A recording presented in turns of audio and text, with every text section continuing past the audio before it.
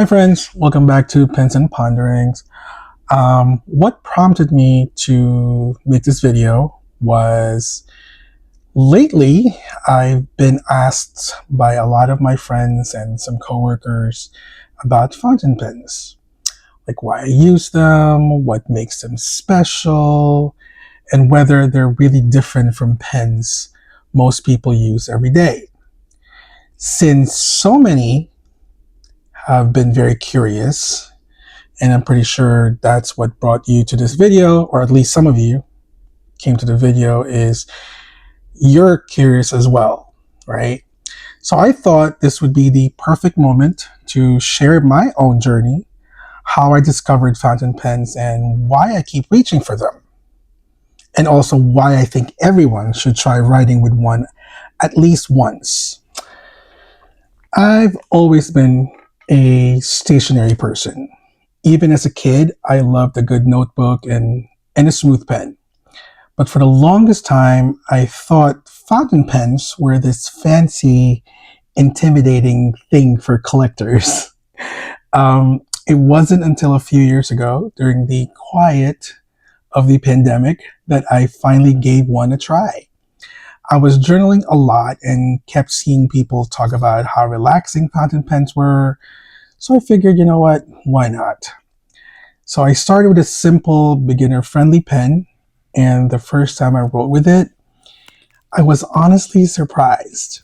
The ink just flowed without me pressing down, and my handwriting instantly looked better without me even trying.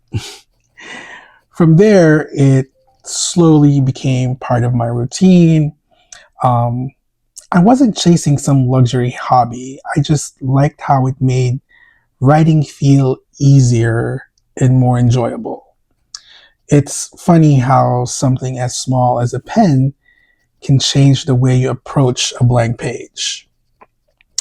I noticed that because I've been journaling for a long time now, and obviously I used my gel pens and my markers and all that. But it became, just became like a chore. I shouldn't say that. That's not fair. Journaling is never a chore. It's a way of life. It's very intentional, but it's just like you have a pen and a paper, you write down your thoughts and all that, but and it works. I'm not knocking it. Like I still love my gel pens no matter what, right? I still have some purpose of using my gel pens, even my markers. But fountain pen is just a little different, and it was very noticeable the minute I started using one. So one of the biggest reasons I prefer fountain pens is how effortlessly they write. Unlike a ballpoint where you have to press down, a fountain pen lets the ink flow naturally with the lightest touch, solely relying on gravity. I do have to admit this is still a struggle for me because I'm naturally a heavy writer. You should see my first journals. You would see indentations or impressions on the other side of the page because of how heavy I write. It still happens to me with my current notebooks and planners, especially with the Tomorrow River paper, but I also think it gives it more character.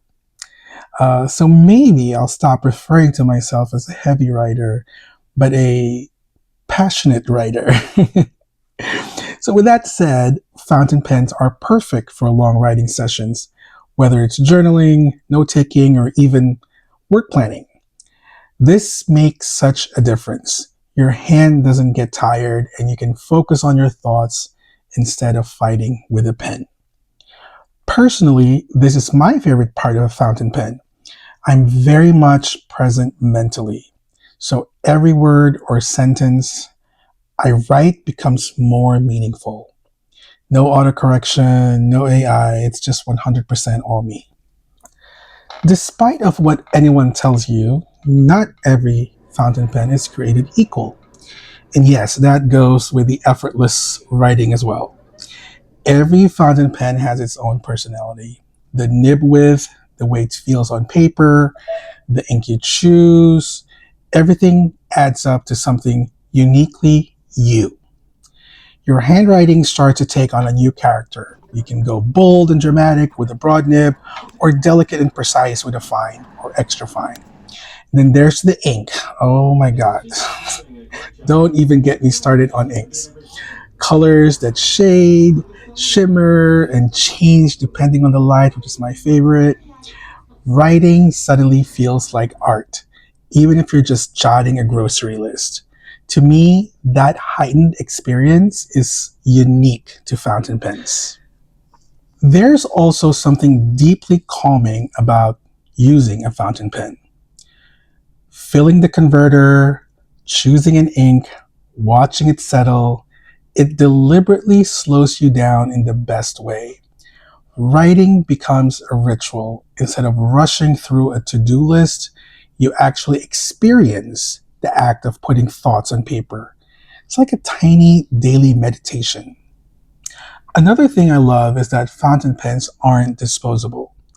Instead of tossing pen after pen, you refill the same one for years, maybe even decades. Look at those vintage pens from the 50s and or 70s. With some good tuning, you can start using those with no problems. Also, it's better for the environment. And honestly, it feels good to invest in something that lasts.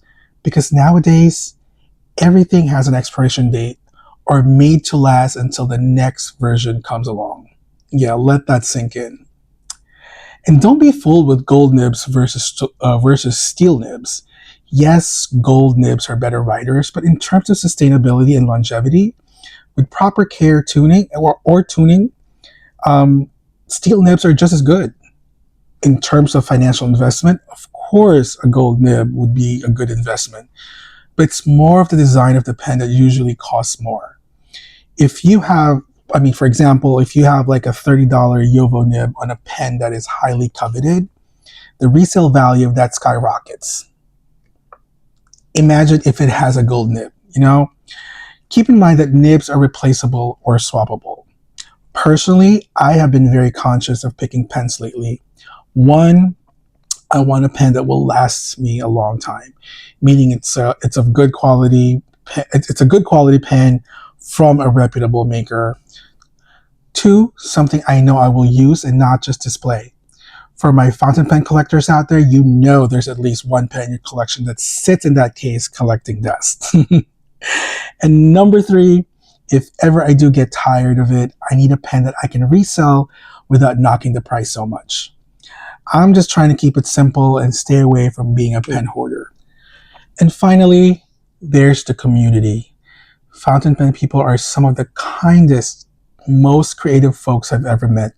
There's always a new ink to discover, a paper to try, or a story behind the pen, which is my personal favorite. I've been so lucky to have met so many pen folks that I know I can geek out about pens all day if we have to. And of course, I'm even more grateful that I consider them my friends. It is a hobby that keeps on giving, whether you stay with one trusty pen or fall down the rabbit hole like I did. This community will celebrate your Kakuno with the same amount of excitement as with your Mont Blancs. It's a small but mighty community. As much as I love my old favorites, one of the fun parts of this hobby is that every new pen writes a little differently. Something I'll pick up, something that just makes a page feel special that day. And that's the beauty of fountain pens. Whether it's a starter pen or something unique, each one invites you to slow down and rediscover the joy of writing. So, if you've ever wondered whether fountain pens are worth trying, my answer is a big, enthusiastic yes. You don't need a huge collection or even an expensive pen, just one that makes you want to write. Because at the end of the day, that's what it's all about. Finding something that turns writing from a chore into a little moment of joy. Thanks so much for spending this time with me. I'd love to hear about your own writing journey. Have you ever tried a fountain pen? Or is there a pen you're curious about? Share in the comments below and then let's keep the conversation going. Until next time, happy writing. Bye.